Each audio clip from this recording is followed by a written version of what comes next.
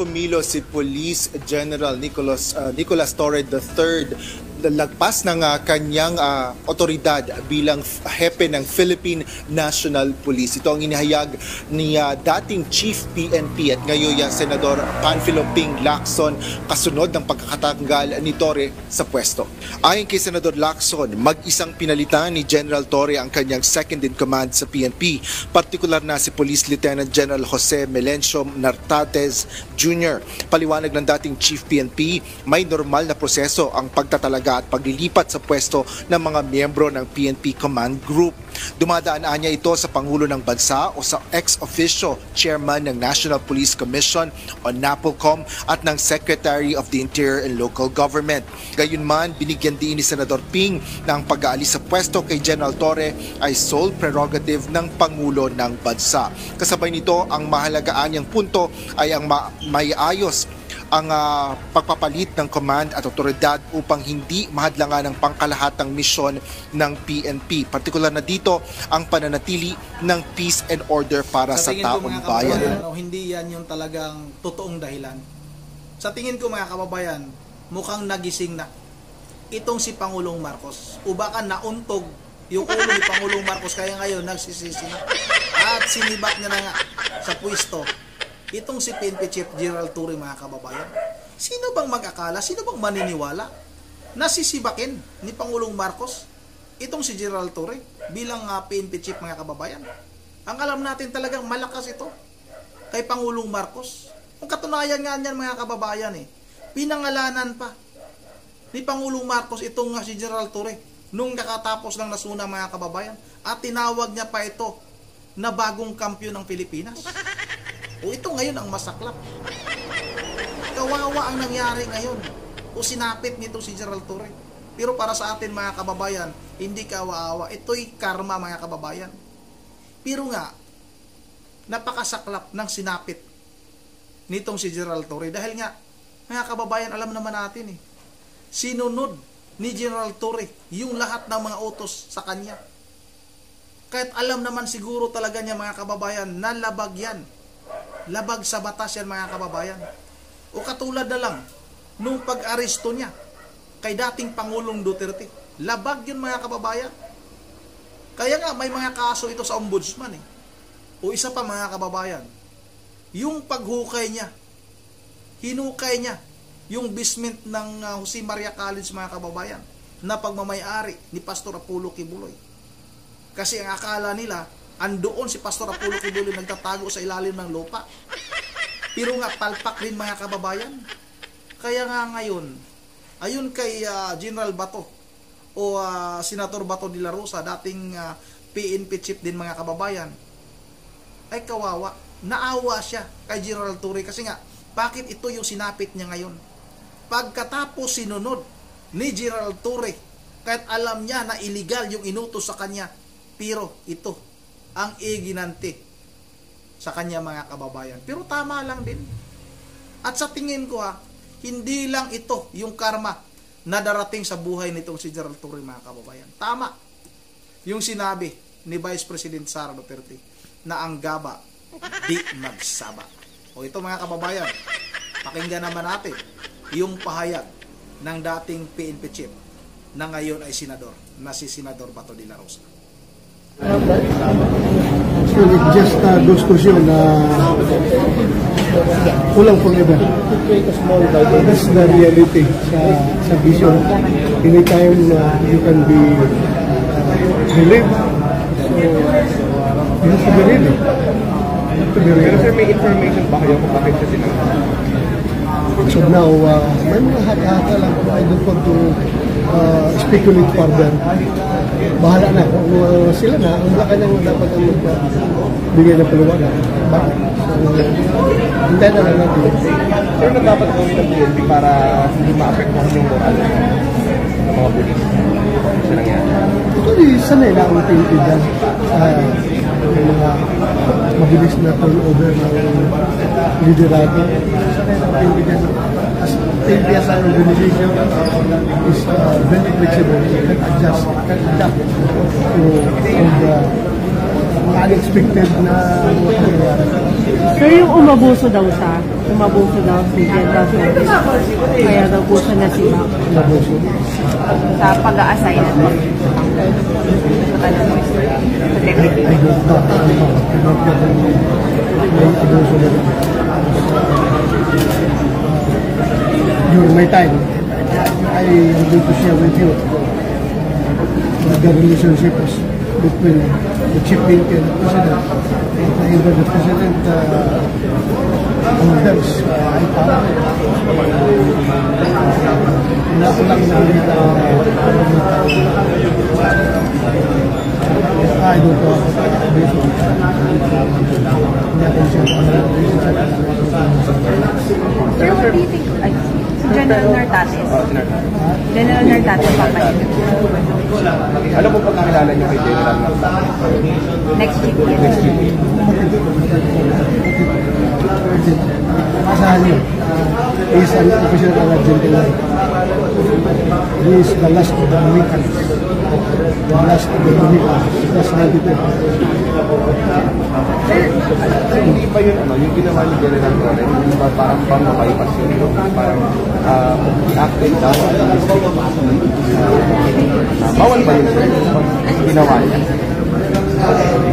Because the power to appoint undesignated officers to different positions lies with the chief in. Pero hindi niyo ginawa yun sir? But of course with the clearance of Malacanang. So, clearance of Malacanang. I was given the mantle of authority to then President Duterte. You decide whatever you deem fit for the organization, you do it. Yun ang sabi sa akin ng Panginoon Duterte. Kaya wala ko nasagisaan ko. Because the authority came directly from the President. Sir, ang sabi ni Senator Lacson, ang information niya, kaya sinibak si General Torres because he went beyond his authority, meron siyang sinibak clearance ng Malacanang. So, ano yung base sa kanya kay Torres doon sa actuations niya? I don't know. If we did it without the clearance of Malacanang, then maybe meron siyang nasagasaan. Doon sa sabi during my time, nag-declare ako sa Malacanang na provinsan, mabilisan ng kailangan aksyonan kaagad. Nag-issue ako ng order, then later on, na-just inform Malacanang. Ito yung ginawa ko. So, parang ano sir, reservatory ng mga Well, as I've said, expected na yan. Expected yan sa servisyo. You can be relieved anytime. Mga puntos officio. You are good when the need exists. Pero sir, sabi niya, nag-meeting daw kayo na nagpunta siya dito. Ano yung napag-usapan niyo sir? Nag-meeting daw kayong dalawa? Punta sa presin. Ano po yung sinabi niya kayo sir? Just give him my piece of advice as former chief PNP. But relief sir, wala na yung benefits, tsaka retirement. Andyan pa rin. Relief is just routine function ng organization niya. Kahit na you are relief purpose, if you are not facing administrative criminal cases, then andyan lahat ng mga benefits mo. But in this case, is very unique because he still has more than 1 year to do before his mandatory retirement age of 56. So nasa kanya yan. If he doesn't give up his rank, his 4-star rank, ay pwedeng ang chief PNP o yung magiging acting chief PNP is hindi nga 3-star rank. Because andyan pa yung hindi pa retired yung 4-star rank holder. Because according to the law, there should be only 1 4-star rank in the Philippine National Police, and that is the chief PNP. Ngayon na siya chief PNP, siya binigyan ng 4-star rank, hindi pwedeng magkakaroon ng hindi pwedeng magkakaroon ng dalawang poster. So, pa-retire muna siya, Kailangan mag-resign bago ma-poster yung i-appoint na bagong chief PNP. So, ang magiging chief minister, ano na siya? Si Torre, after that, He can be assigned with the office of the chief PNP in a floating status. Floating status, for accounting purposes, dyan ka lang sa office of the chief PNP kasi you are still receiving salaries and remuneration of the government. So, kailangan ma-account ka, and in order for you to be accounted for, you have to stay with the office of the chief PNP. Until he retires, sir. Hanggang mag-retire. Hanggang mag-retire siya. Because kung pipilitin mo siyang mag-retire, that would be against the law. Kung siya voluntaryo na mag-retire because feeling niya, naawa siya kay General Nartates or whoever is the next or the incoming chief PNP, naawa siya na hindi ba pa yung postal, din sa kanya namin yan. Mag-retire siya voluntarily. Hanggat hindi siya mag-retire, nasa kanya ang postal, hindi talaga pwede magkakaroon ng dalawang postal. pwede bang mag-isa ngayon? Retire without reaching your Yes, meron namang optional retirement, before that optional retirement, before mandatory age of retirement, optional, you can sign anytime. gusto mo lalo given this situation? Hindi po makaka-apekto sa I don't know. The prevailing sentiment ng mga member ng Philippine National Police. Opo. So, sir, sa ngayon hindi ko sinasabi, hindi pa klaro, sir, kung ano talagang dahilan. So, pero sa hindi po ba, dapat sabihin para klaro sa lahat, hindi makaka-apekto sa moral ng mga polis. Sanay na ang ting-ting na tumanggap sa mga orders gamit ng mga hindi yan sila mag-demand ng explanation. The PNP just follow orders first before you complain. Hindi ko complain, hindi mo susunod din eh. Professional naman yan eh. Orders, legitimate orders naman yung nanggagaling sa mga kanyang napalitan ng si PNP. So, the PNP as an organization, sanay na yan mag-adapt at talaga susunod yan. So, kahit na hindi sabihin ng Presidente ang dahilan sa pagsibak, Ano na? kahit hindi sabihin ng Presidente o ng Malacanang yung reason ng pagsibak kay General Torres. Well, prerogative na yan. Ako ma'am, kung magbigay siya ng rason. Otherwise, pwede naman yan sabihin na that is regular rotation of officers. Pwede naman sabihin na gusto na palitan. Sir, considering yung hindi ba parang makaka-confuse naman, binanggit pa siya ng Pangulo Luzona, parang instead had the favor of the President Luzona na pinagkita siya ng but that not it was our team. Sabi sila ganun, speculate. Sir, how do you feel about this, about what happened to Torre, considering yung role niya sa pag-arrest with Camilo Duterte at saka dun sa role niya dun sa raid sa KOJ? I have to be clear about it. Galit ako sa kanya, sa ginawa niya, kay Pastor Apollo Kibuloy at kay President Duterte. Pero ngayon naawa ako sa kanya. Dahil after nung ginawa niya lahat-lahat, binigyan siya ng posisyon, tapos hindi back na rin siya. Galit ako na naawa ako sa kanya.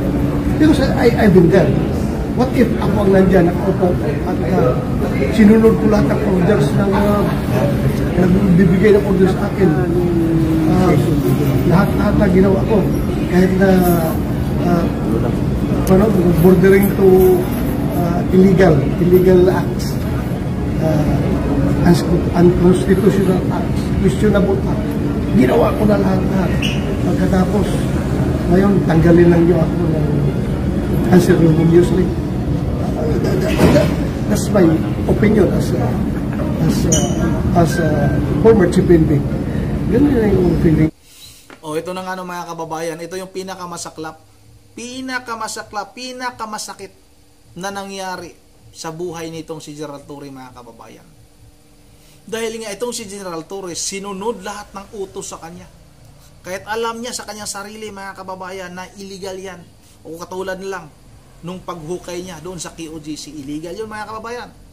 Yung pag-aresto niya kay dating Pangulong Duterte. At nakikita natin, mga kababayan, kung paano niya binastos, kinaladkad si dating Pangulong Duterte para maisakay doon sa eroplano papuntang Dahig.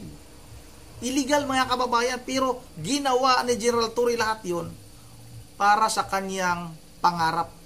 Kasi nga gusto ni General Torre, mga kababayan, na maging PNP chief. Pero hindi man lang uminit yung kanyang puwit sa pag-upo dyan bilang PNP chief. Ngayon, tinanggal siya. Tinanggal siya ni Pangulong Marcos, mga kababayan. Kaya sa tingin ko lang, talagang baka nagising na sa katotohanan itong si Pangulong Marcos. At sana, ang susunod niyang sisibakin itong si DOJ Secretary Boying Remulla, mga kababayan. Yun ang andito lang muna, at bago tayo magtatapos ay mag-shoutout lang muna tayo. Shoutout tayo kay Member J. Verhel de Diyos ng Pulilan, Bulacan, sa kanyang mga apo, si Coco, si Dion, at saka si Yuri, at saka si Sagi. Shoutout na rin kay Ernesto Lopez. Shoutout na rin kay Idisa Borbi. Ma'am Idisa Borbi, shoutout sa iyo. Shoutout na rin kay Pastor Martubias. Shoutout na rin kay Ma'am Joyce ng Japan. Shoutout na rin kay Olivia Goltiano. Excuse me. Shoutout na rin kay Edison Maliwat. Shoutout kay Mibilin Balikaw ng Ilocos Norte. Shoutout na rin kay Eric Dominguez. Shoutout na rin kay Efren Vicente. Kay Yuli Kinaadman. Shoutout na rin kay Noel de Guzman. At kay Ninya Andrio Nablag. Yun ang andito na lang muna. At once again, this is Ronnie TV mo. Ingat lahat. God save the Philippines.